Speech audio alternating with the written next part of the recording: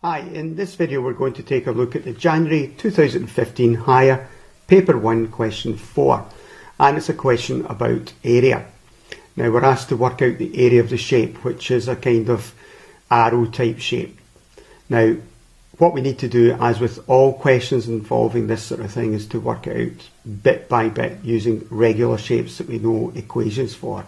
So we start off by having a look at part of the shape which we can shade off to become a triangle. Now you'll notice that I've transferred the 12 centimetres over to here. It's the same length, so we can move it across. So we're going to work out the area of this triangle first, and the area of a triangle is just half the base times the height, which in this case will be half of the 12 centimetre base times the height of 10 centimetres. That will give us 6 times 10, which gives us an area of 60 centimetres squared for this triangle.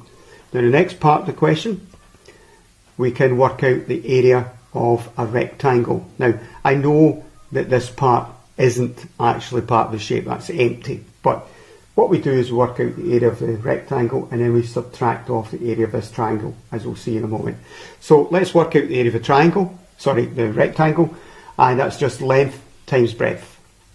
And in this case 12 times 15, giving 180 centimetres squared. Now let's deal with that pesky little triangle that shouldn't actually be part of the shape, and we can see that that has a base of 12 and a height of 4 centimetres. And again, it's just the same equation we used for the other triangle. It's half the base times the height. So we have a half times 12 times 4, which will give us 6 times 4, and that gives us an area for that little triangle of 24 centimetres squared. Now to find out the total area, we have to add these two areas together, the blue and the orange, and subtract away this green area. And that's the final step of the problem. So we add the 60 and 180, and then subtract away the 24 to get a final area of 216 centimetres squared. That's all for this particular question. Thank you for listening.